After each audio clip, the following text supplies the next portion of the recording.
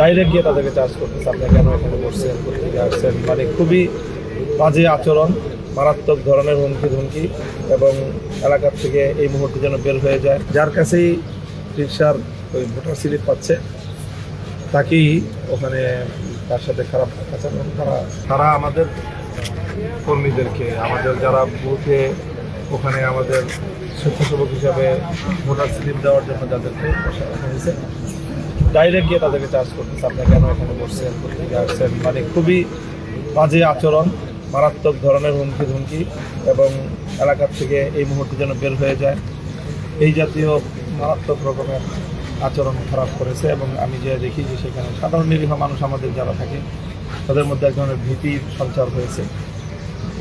তারা সেখানে শেষ পর্যন্ত সারাদিন আজকে ওখানে থাকতে পারবে কিনা, কাজ করতে পারবে কিনা, সেটা নিয়েই তারা শঙ্কিত। তো এই হলো পরিস্থিতি 34 নম্বর ওয়ার্ডের তারপরে গ্রাম প্রেসিডেন্সিয়াল মডেল কলেজে।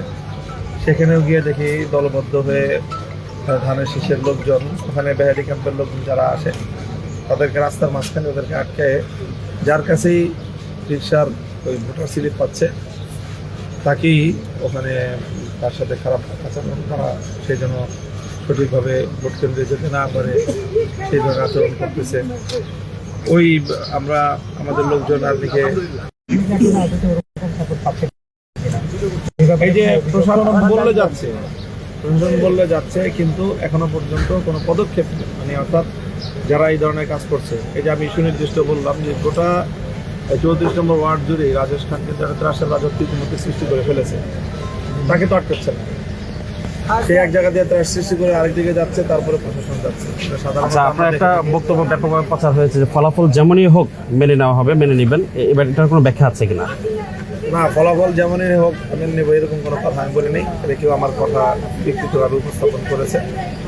আমি বলেছি আমি তো যদি ভোট যদি সন্দেহজনক হয়, যদি ভোটের মধ্যে আমরা কোনো ধরনের সমস্যা না দেখি, সন্তোষজনকভাবে জনগণ যদি ভোটাধিকার প্রয়োগ করতে পারে, তাহলে সেই ক্ষেত্রে জনগণের রায় আমরা সর্বাবস্থায় মেনে নেব। সেই ক্ষেত্রে আমাদের জয় পরাজয় ব্যাপারটা আমার এখন নির্ভর করবে না। এইভাবে ছিল আমার কথা। এর ব্যতিক্রম কেউ উপস্থাপন করলে সে আমার কথা বিকৃত করেছে।